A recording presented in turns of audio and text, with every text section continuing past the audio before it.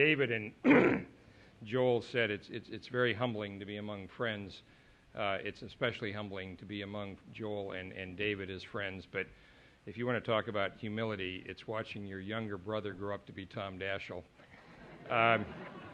That was obviously the most informative single month of my life, was the first one, because after that Tom was born.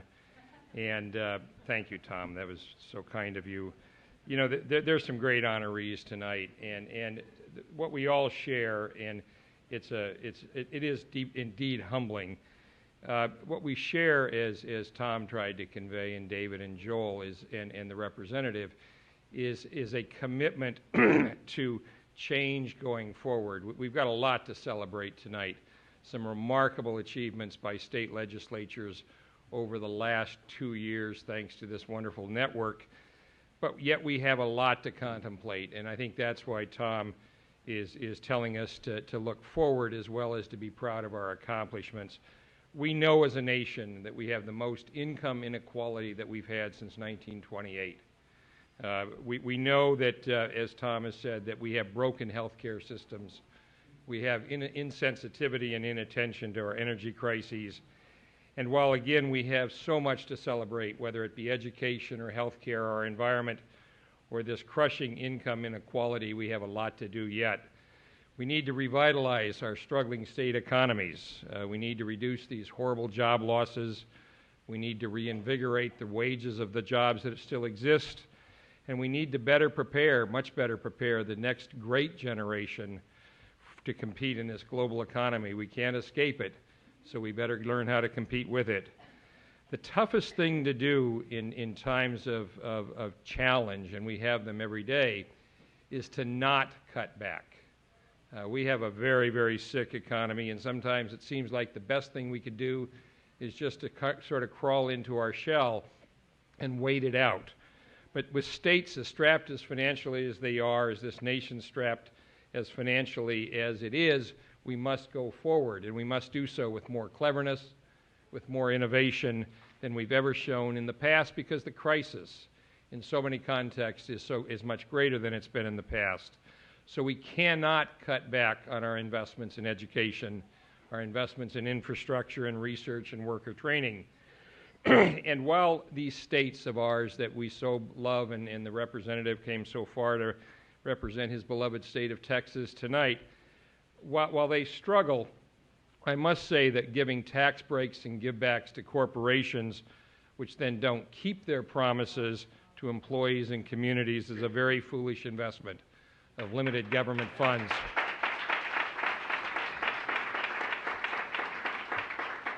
These corporate welfare dollars, and they are that, they are simply corporate welfare dollars, would be so much better invested in workers and in the infrastructure that could pay off in real, sustained, long-term job creation. But there are two things, I think, and Tom and I have talked about this often through this amazing campaign that Senator Obama is carrying forward. There are two things I think the states could do right now to make their tasks so much easier. And Tom does represent his beloved state of South Dakota, and this is where the challenges are so evident. We need to make broadband universally accessible in this country, and we need to fix the Internal Revenue Code so that corporations are not rewarded, as they have been for years now, for closing plants and facilities and shipping our good American jobs overseas.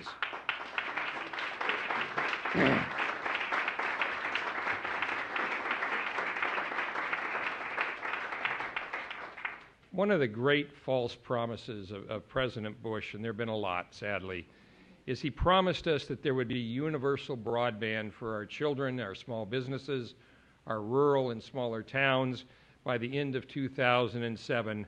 And he promised us, and we believed it, that when that happened, we would have $500 billion of almost instant economic growth, and more than 1.2 million new jobs would be created in this economy.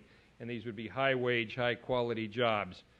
But we now rank 15th in the world, behind Estonia, in broadband access. So we must prohibit these major telephone companies and cable companies from discriminating in the build-out of their broadband networks. And we need, as Tom has challenged us so many times as leader, we need to build these private partnerships that will exploit this amazing opportunity for our children in our rural states and middle states. We also need to make changes, as I said, to the Internal Revenue Code. Right now, it is simply, it's illogical and unconscionable that our code actually encourages the shipping of jobs overseas. And as Barack Obama, again, I'm nonpartisan, but I like the guy a lot, as Barack Obama has proposed, and he did this early on when there were so many other things to put forward, he challenged us and he said that rather than persist with the behaviors we have now, we need to provide tax credits to employees who keep jobs in this country. We need to provide tax credits to people who increase the number of full-time workers in the United States relative to their workforces overseas. We need to incent corporations to provide adequate levels of health care for all employees, part-time and full-time, and we certainly need to maintain neutrality in employee organizing drives. If we do these things, if we look back on this sign that has now stood behind the representative and Tom and myself and David and Joel, if we are in fact a progressive states network, this country will be a wonderful place to live again.